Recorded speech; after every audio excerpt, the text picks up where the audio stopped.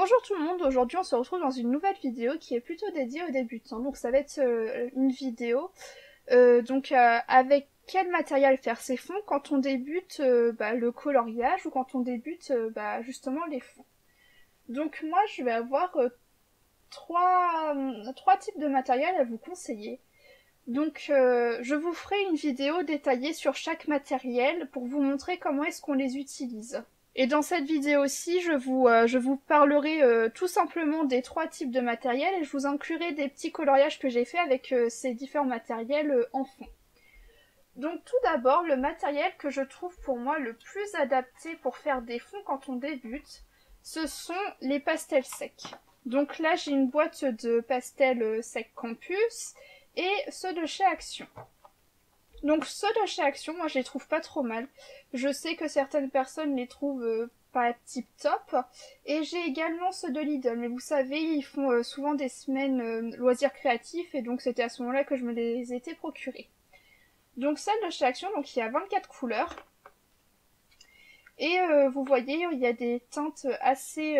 disons que c'est assez varié quoi. Il y a pour tout type de panel, il y a du marron, chose qu'on n'a pas tout le temps.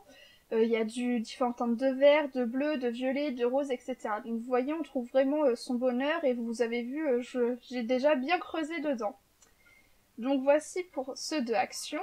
Et j'ai également une boîte de 48 Campus, que je n'ai pas encore tant utilisé que ça parce que j'essaie d'abord de finir ceux de chez Action pour me faire de la place dans mon rangement. Mais donc ils se présentent dans deux racks différents. Donc voici le premier. Donc c'est vraiment de très belles couleurs. Et le second, il se présente comme ceci avec également des couleurs néon. Et vous voyez tout le panel de gris, noir, etc. qu'on a, c'est vraiment intéressant. De toute façon, je vous mettrai tout le matériel dont je vous parle, je vous le mettrai en barre d'infos. Ou alors, par exemple, je vous parlerai d'un autre matériel qu'on trouve également à Action, mais que je ne peux pas vous mettre le lien, mais j'essaierai de vous trouver un équivalent sur Amazon.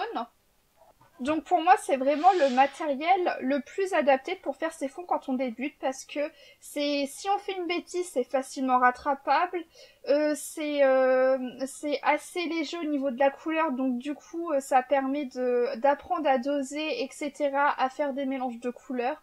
Je trouve que c'est vraiment le matériel le plus intéressant pour apprendre à faire des fonds. Donc moi, ce que j'utilise pour l'appliquer, donc c'est un kit donc de scalpel de chez Action avec 6 lames différentes. Moi, en général, j'utilise la mine un peu arrondie comme un couteau à bourron en fait. Je sais pas si vous allez bien voir, mais j'utilise cette lame-ci. J'essaierai de vous trouver un équivalent pour ceux qui n'ont pas d'Action près de chez eux. Et donc voilà, je gratte mon pastel sur la feuille avec mon scalpel et ensuite je l'étale tout simplement avec du coton. Donc voici pour ce premier matériel. Donc comme je vous ai dit, je vais vous faire une vidéo où je vous montrerai plus explicitement comment est-ce que je réalise tout ça. Donc ce sera un petit tutoriel en fait. En attendant, je vais vous glisser quelques petites photos de fond faits avec ce matériel-ci. Il y a également un autre matériel que j'adore utiliser pour faire mes fonds.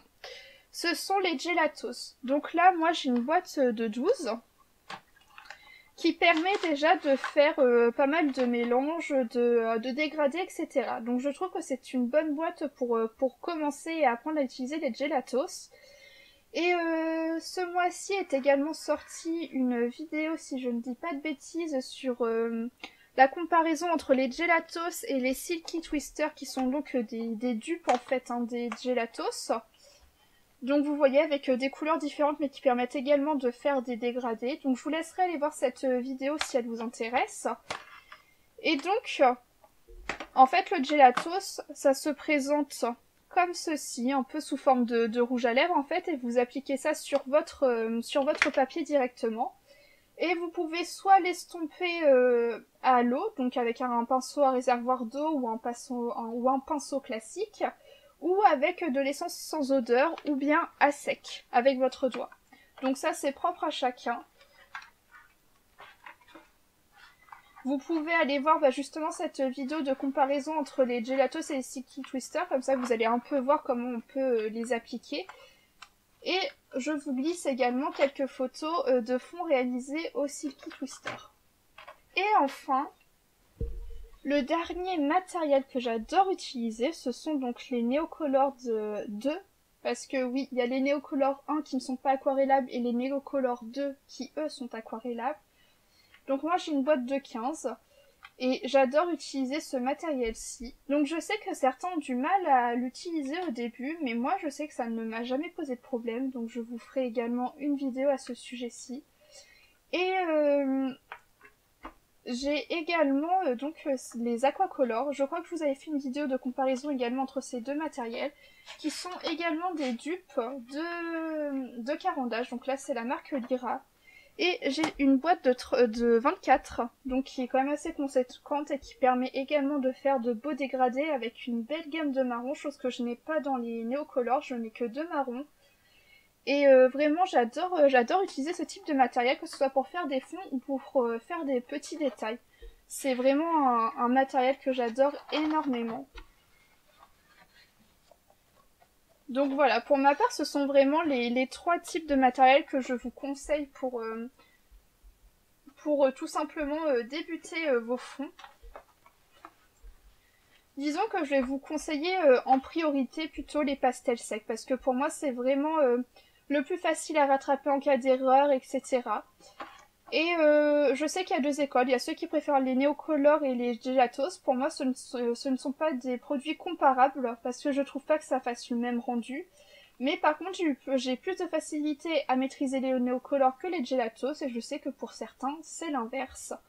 De toute façon, il faut essayer. Même regardez, moi j'ai une petite boîte de Caran d'Ache, une petite boîte de Gelatos, et ça me suffit. Même si j'aimerais agrandir ma gamme de Neocolor parce que c'est vraiment un produit que j'adore. De toute façon, Caran d'Ache c'est vraiment ma marque chouchou, quoi. C'est pour moi Caran d'Ache ils font toujours des gammes, c'est la Rolls-Royce du coloriage à chaque fois, quoi. Donc c'est ma marque favorite en fait, tout simplement. Donc voilà. Bientôt, il y aura donc des vidéos qui vont arriver où je vous expliquerai comment utiliser tel ou tel matériel, ce qu'il faut faire et ce qu'il ne faut pas faire, ce qu'il faut éviter de faire, etc. Et sur ce, j'espère qu'en attendant cette vidéo pourra vous orienter un petit peu et vous aider à vous décider. Comme d'habitude, les liens seront en barre d'infos si jamais vous voulez vous procurer un de ces matériels. Et sur ce, moi je vous dis à bientôt dans une prochaine vidéo.